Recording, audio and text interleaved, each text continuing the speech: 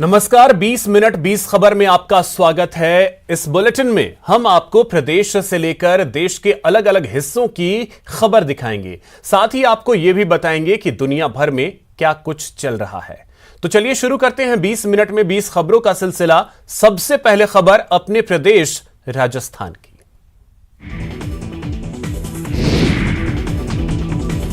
ये हम नहीं कह रहे हैं, बल्कि उनका वीडियो ही इस बात की तस्दीक कर रहा है। नहीं यकीन हो तो खुद ही देख लीजिए ये वीडियो, जिसमें इंसाफ मांगने गई छात्राओं को डीएम साहब कैसे फटकार लगा रहे हैं। नहीं और हम विजिलेंस सख्त करा दें और अच्छी करा दें। नहीं, आप और बच्चियों की भी। अरे सुन ली, यही तो बात है, यही नहीं, तो कह रहे हैं। और बच्चे और जगह से एक जगह से नहीं है। अरे मैं कह यही तो बात कह रहे हैं ना। दरअसल नाबालिग से दरिंदगी मामले को लेकर कुछ छात्राएं डीआरडीए में बैठे कलेक्टर से मिलने गई थीं, लेकिन कलेक्टर ने उनकी बात सुननी तो दूर, उल्टा उन्हें फटकार लगाई। कलेक्टर ने कहा कि पुलिस और प्रशासन पूरी तत्परता से काम कर रहा है। इतना ही नहीं, कलेक्टर ने धमकी दी कि आपकी शिकायत आपके परिजनों से करूंगा।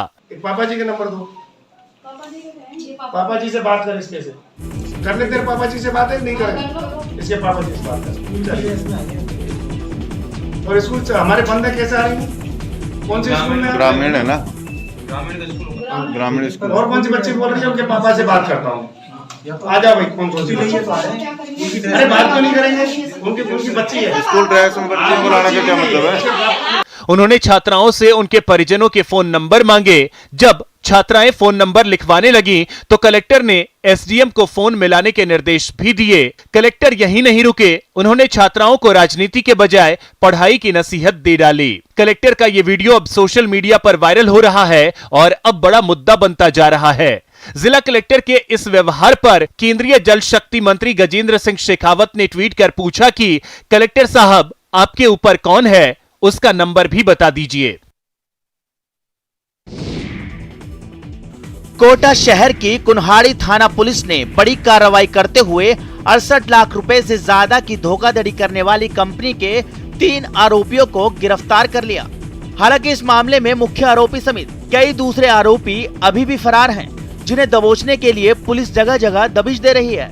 मिली जानकारी के मुताबिक आरोपियों ने रकम दोगुनी करने के एवज में लोगों से ये राशि ठगी थी और लोगों के कई बार प्रयास करने के बाद भी ये राशि वापस नहीं लौटाई थी। कुन्हाड़ी थानाधिकारी गंगा साय शर्मा का कहना है कि अपेक्षा ग्रुप ने रकम दोगुनी करने का झांसा देकर इन्वेस्ट करने वाले लोगों से राशि लेकर 3 साल बाद भी रकम नहीं लौटाई। इन्वेस्टरों को बस सस्ती कीमतों की जमीन के प्लॉट बताकर उनकी फाइलें दे दी गई हैं, लेकिन उस जगह का कोई पता ठिकाना नहीं है। इस तरह से अपेक्षा ग्रुप के सभी सदस्यों ने साजिश रचकर योजनाबद्ध तरीके से इन्वेस्टरों के लाखों रुपए हड़प लिए। इस ग्रुप में डायरेक्टर समेत 38 सदस्य हैं, जिनमें अधिकांश फरार हैं। ग्रुप से जुड़े दूसरे लोगों तक पहुंचने के लिए पुलिस गिरफ्तार आरोपियों से पूछताछ कर रही है। वर्ष 2016-17 में जालौर के सायाला क्षेत्र में 3 फर्जी कंपनियों ने भोले भाले ग्रामीणों को इनोवा, स्कॉर्पियो जैसी लग्जरी कार, 2 पहिया वाहन, टीवी, जीप समेत कई इलेक्ट्रॉनिक्स आइटम खुलने का सपना दिखाकर उनसे रुपए वसूले और फिर सब कुछ समेट कर फरार हो गए। पीड़ितों की रिपोर्ट पर पिछले 6 सालों से मामले की जांच एटीएस, एसओजी, सीआईडी, सीबी की स्पेशल टीमें कर रही थी। इन सभी विभागों ने भी आरोपियों को दोषी मानते हुए गिरफ्तारी के प्रयास किए, लेकिन आरोपी आखिरकार सायला पुलिस की गिरफ्त में आए। सायला पुलिस ने सभी 5 मामलों के 18 आरोपियों को गिरफ्तार करके कोर्ट में पेश किया। इस करोड़ों रुपए के फ्रॉड को अंजाम देने के लिए लोगों को प्रलोभन दिया गया था। अलग अलग किस्तों के जरिए इनसे वसूली की गई थी और पूरे मामले में इन्वेस्टिगेशन हुआ। लंबा प्रोग्रेस चलने के बाद अलग अलग विभागों में जांच की और उसके बाद आखिरकार पुलिस के गिरफ्त में ये आरोपी आ गए और फिलहाल सभी आरोपी अब जेल की हवा खा रहे हैं। जहां तक नजर वहां तक बस सिर ही सिर, छज्जे पर, दीवारों पर, छत पर, इस छोर से उस छोर तक इस भीड़ में समाज का हर तबका मौजूद है। औरत, मर्द, बच्चा, बूढ़ा, शहरी, ग्रामीण, लोग दम साध कर रोमांच से भरे उन पलों की राह देख रहे हैं। जैसे ही वो घड़ी आई, दर्शकों की नजरें पाड़ों और सांडों की भिड़ंत पर ठिठक गई।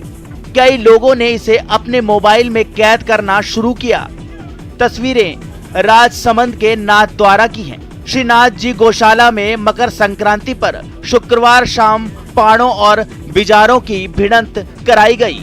2 जोड़ी सांडों और 2 जोड़ी पाड़ों की भिड़ंत देखने के लिए लोगों की भारी भीड़ जुट गई। इसके पहले ग्वाल बालों ने गौमाता को खूब रिझाया।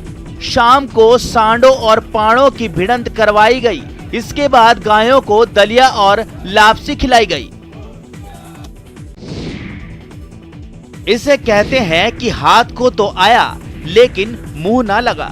जालौर के भीनमाल में भी एटीएम लुटेरे के साथ भी ऐसा ही हुआ, जहां एटीएम तोड़कर कैश लूटकर फरार होने से पहले ही लुटेरा पुलिस के हत्थे चढ़ गया। हालांकि उसने अपनी तरफ से काफी चालाकी की कोशिश की, लेकिन उसकी सारी चालाकी धरी की धरी रह गई। एटीएम बूथ में घुसते ही लुटेरे ने सबसे पहले सीसीटीवी कैमरों पर कागज चिपका दिए और आधा शटर नीचे कर दिया। उसके बाद एटीएम तोड़कर पहली रैक से 86,000 रुपए निकाल लिए, लेकिन उसका लालच बढ़ गया और अब दूसरी रैक तोड़ने की कोशिश करने लगा। बस यही भारी पड़ गया। बगल में स्थित विकास भवन के सुरक्षा गार्ड ने पुलिस को फोन कर दिया। पुलिस ने भी तत्परता दिखाई और झटपट मौके पर पहुंच गई और आरोपी मालाराम देवासी को गिरफ्तार कर लिया। अभी उससे पूछताछ जारी है और जो उम्मीद है कि बहुत संभावनाएं हो सकती है कि काफी जगह जो चोरियां की है तो बता सकते हैं, कुछ राज खुल सकते हैं। जो आरोपी है आखिरकार पुलिस के हत्थे चढ़ गया।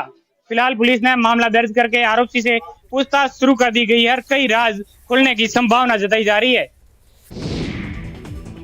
और अब देख लेते हैं कुछ अन्य राज्यों की खबरें।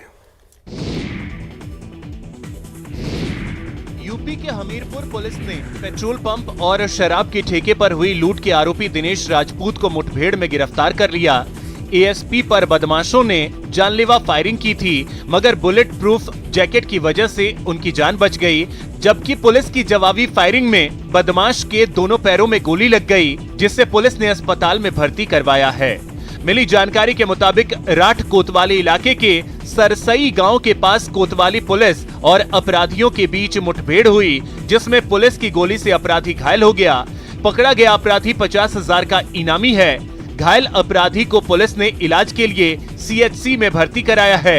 हालांकि इस दौरान उसके 2 साथी भागने में कामयाब हो गए। घटना की सूचना के बाद पुलिस अधीक्षक ने घटनास्थल का मुआयना किया। पनवाड़ी थाना के तहत ग्राम जखा निवासी दिनेश राजपूत लूट के मामलों में काफी दिनों से वांटेड चल रहा था।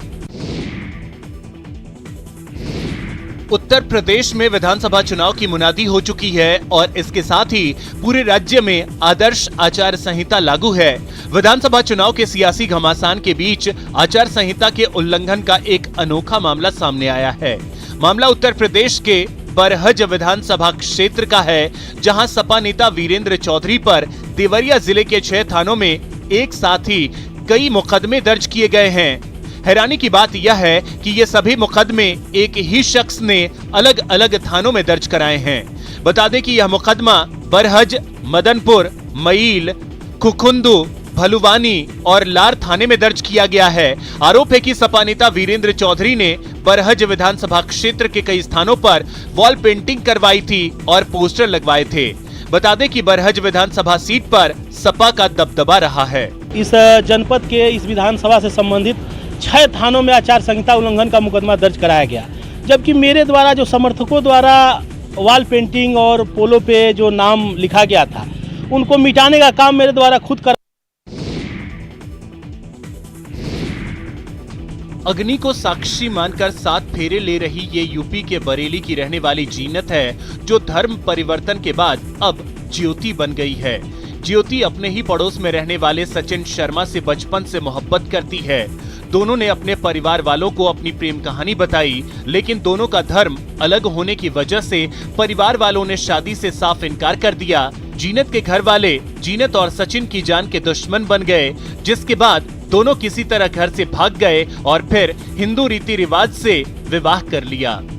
शादी की हम दोनों ने अपनी राजी से, किसी का इसमें जोर दबाव नहीं है, अपनी मर्जी से की। 2 साल से जानते हैं, बचपन से हम जानते हैं इनको, 2 साल से मोहब्बत की है हमने। हाँ, शादी हमारी मर्जी की, इनके यार दोस्तों को, इनके घर वालों को कोई तंग ना करे। ज्योति सचिन के साथ बहुत खुश है, लेकिन उसकी खुशी परिवार वालों को अच्छी नहीं लग रही। जीनत के परिजनों ने सचिन के खिलाफ कैंट थाने में उसके अपहरण का मुकदमा दर्ज कराया है, जिसके बाद पुलिस ने लड़की को बरामद कर लिया। वहीं सचिन का कहना है कि वो ज्योति को बहुत खुश रखेगा और हमेशा उसका साथ देगा। पहचाना इनसे, बचपन से ही मुलाकात होती थी, उस टाइम इनसे प्यार हो गया, इनको हमसे हो गया। तो हम दोनों ने बोला था, घर से इनके बोला था शादी करते हो। हमारे घर वाले बोल रहे शादी नहीं होगी, हिंदू खिलाफ, मतलब हम हिंदू हैं जो मुस्लिम है, घर वाले नहीं मानने की धमकी दी थी, इनको कमरे में बंद कर दिए।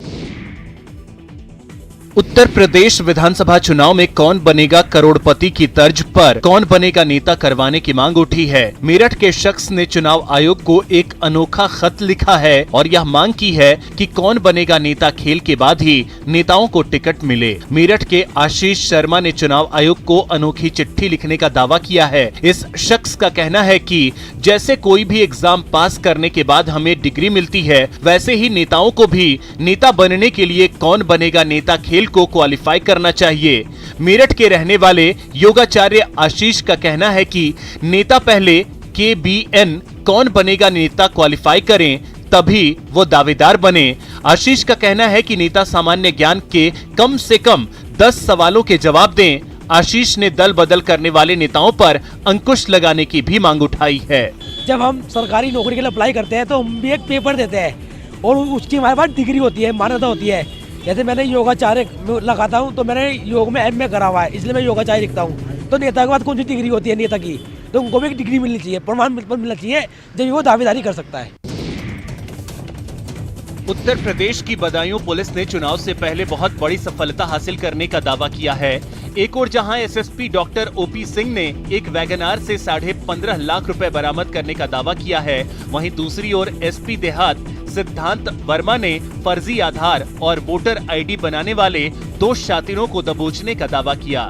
मिली जानकारी के मुताबिक सहसवान कस्बे में फर्जी वोटर कार्ड और आधार कार्ड बनाने की पुलिस को सूचना मिल रही थी, जिसके बाद सहसवान पुलिस और SOG ने मिलकर कार्रवाई की।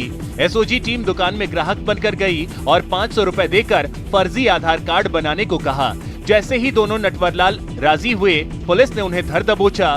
पूछताछ में पता चला कि चुनाव के दौरान जो लोग बाहर रहते हैं, ये लोग उनके फर्जी आधार कार्ड और वोटर कार्ड बनाते थे। आरोपियों की पहचान राजीव और प्रेमपाल के रूप में हुई है। मेला ग्राउंड में सेना का हेलीकॉप्टर। तस्वीरें हिमाचल प्रदेश के मंडी की हैं, जहां सेना के एक हेलीकॉप्टर में तकनीकी खराबी आने के चलते जोगिंद्र नगर के मेला ग्राउंड में उसकी इमरजेंसी लैंडिंग करवानी पड़ी। मेला मैदान के पास हेलीकॉप्टर को आता देख लोगों का जमावड़ा लग गया। देखते ही देखते सेना का एक और हेलीकॉप्टर यहां आ गया, जिसके बाद लोगों की उत्सुकता और बढ़ गई। आर्मी हेलीकॉप्टर के उतरने की खबर क्षेत्र में आग की तरह फैल गई और लोग हेलीकॉप्टर देखने के लिए मेला मैदान पहुंचने लगे। जोगिंद्र नगर थाना पुलिस को मौके पर पहुंचकर लोगों को हेलीकॉप्टरों से दूर रखना पड़ा। मिली जानकारी के मुताबिक सेना के हेलीकॉप्टर में जैसे ही तकनीकी खराबी आई, पायलट ने तुरंत कंट्रोल रूम से संपर्क साधकर इसकी जानकारी दी और जोगिंद्र नगर के मेला ग्राउंड में उसकी इमरजेंसी लैंडिंग करवा दी। सेना के हेलीकॉप्टर उतरने की खबर क्षेत्र में आग की तरह फैल गई। हेलीकॉप्टर देखने के लिए लोगों की भीड़ जुट गई। पुलिस ने मौके पर सुरक्षा घेरा बनाया, किसी को हेलीकॉप्टर के नजदीक नहीं जाने दिया। DC मंडी अरिंदम चौधरी ने इमरजेंसी लैंडिंग की पुष्टि की है। बांस के सख्त रेशों को आकार देते माहिर हाथ, बांस के बेजान टुकड़ों में जान भरते माहिर हाथ। हसनगंज की ये महिलाएं कल तक अपने हालात पर बेबस थीं। पति की नौकरी छूटते ही दाने दाने को तरसती थीं। जब जीविका जैसी संस्था ने हाथ बढ़ाया तो इन महिलाओं ने उन हाथों को थामने में देर नहीं की। बांस के टुकड़ों से कारीगरी सीखी और आज वही महिलाएं बांस के छोटे छोटे टुकड़ों से कमाल की कारीगरी कर रही हैं। कहीं गुलदस्ता आकार ले रहा है तो कहीं पेन स्टैंड, कहीं टोकरी बन रही है तो कहीं सजावटी सामान। इन महिलाओं के हाथों से बने ये सामान जीविका के जरिए जब बिहार की ही नहीं देश के दूर दराज के मार्केट में पहुंचेंगे तो बेशक बेशकीमती हो जाएंगे और इसकी आमदनी इन महिलाओं के परिवारों को खुशहाली से भर देगी। जीविका की ओर से इन दिनों कटिहार के गांव-गांव और गली मोहल्लों में चल रहा स्वरोजगार का ये अभियान रंग लाने लगा है। संगीत की धुनों पर थिरकते इन बच्चों की तस्वीरें हैरान कर देने वाली हैं। उम्र भले ही छोटी हो, लेकिन इनमें सीखने का जुनून है। चाहत और लगन से डांस के मुश्किल स्टेप्स भी आसान नजर आ रहे हैं और पूरी परफेक्शन के साथ अपने गुरु के निर्देशों को फॉलो कर रहे हैं। तस्वीरों में सफेद कपड़े में जो बच्ची दिख रही है उसका नाम भाव्या है। उम्र महज 7 साल, लेकिन प्रतिभा गजब की है। पूरी लय और ताल के साथ वो थिरक रही हैं। लैला मैं लैला 3 साल की उम्र में डांस सीखने वाली भाव्या एक्टिंग की हॉबी भी रखती हैं। पढ़ाई में मैथ पसंद है।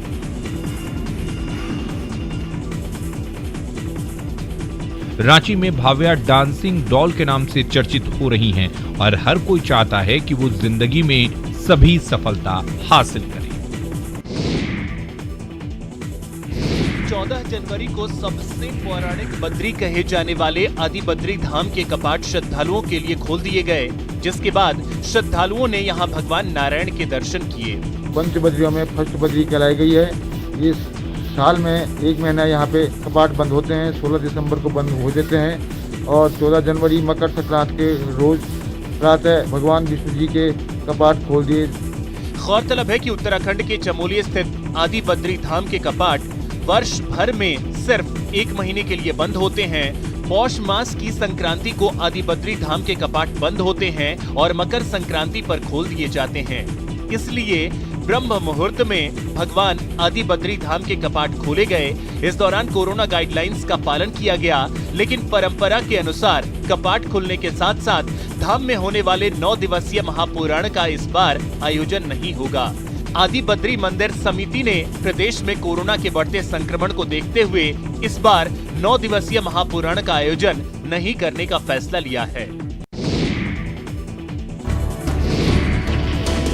गांव की देसी अंदाज और भाषा को नेशनल लेवल तक पहुंचाने वाले साहित्यकार फणीश्वर नाथ रेणु एक बार फिर से चर्चा में हैं। बिहार के प्रसिद्ध आंचलिक साहित्यकार की चर्चा किसी और कारण से नहीं, बल्कि उनके आंचलिक उपन्यास मैला आंचल को लेकर हो रही है। जापान में उनके इस उपन्यास का जापानी भाषा में अनुवाद किया गया है। इसका अनुवाद जापान के साहित्यकार और शोधकर्ता युइचिरो मिकी ने किया है।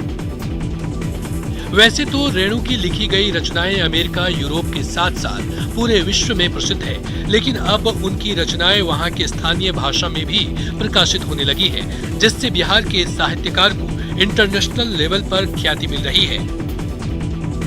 उपन्यास के अनुवाद के बाद से उनके गांव और परिजनों के चेहरे पर खुशी है। रेणु के घर वालों ने इसके लिए अनुवाद। भारतीय सेना 74वां सेना दिवस मना रही है। आज से नई लड़ाकू